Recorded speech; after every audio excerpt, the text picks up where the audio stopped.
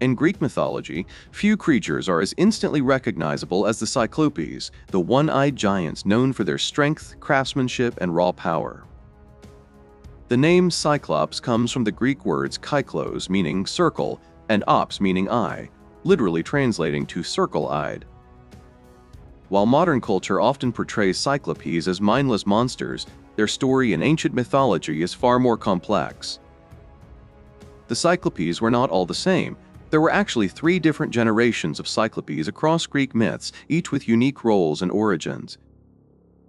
The first generation of Cyclopes were the children of the sky god Uranus and the earth goddess Gaia. Their names were Brontes, Steropes, and Argus, meaning thunder, lightning, and bright. According to Hesiod's Theogony, Uranus feared their power and imprisoned them in the depths of Tartarus, a dark and endless abyss beneath the earth.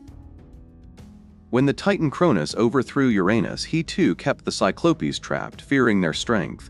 It was not until Zeus, the future king of the gods, came to power that they were freed.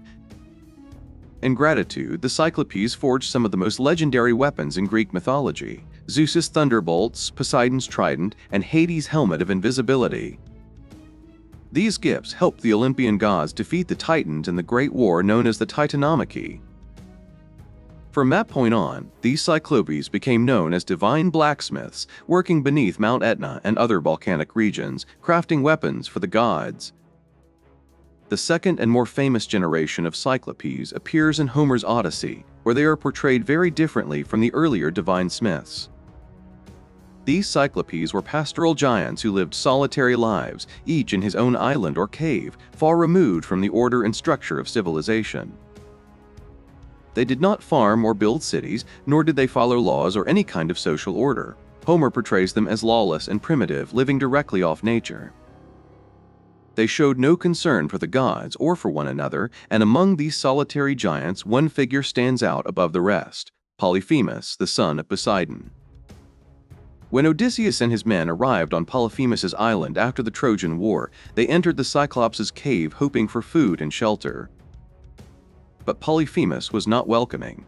When he discovered them, he trapped the men inside by rolling a massive boulder over the cave entrance.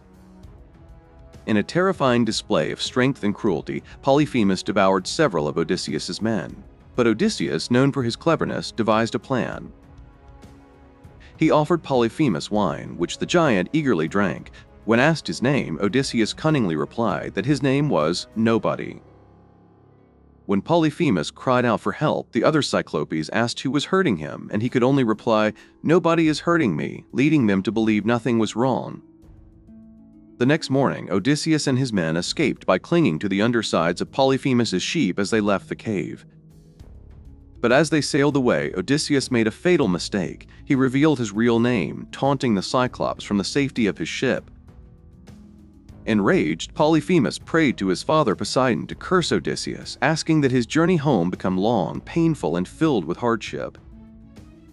That single act of pride sealed Odysseus' fate, for Poseidon answered the prayer with fierce wrath that haunted Odysseus for years. Over time, the image of the Cyclops evolved, from divine artisans and allies of Zeus to savage monsters and symbols of primal strength. Yet across all their forms, Cyclopes remained a reminder of power unrestrained, both creative and destructive.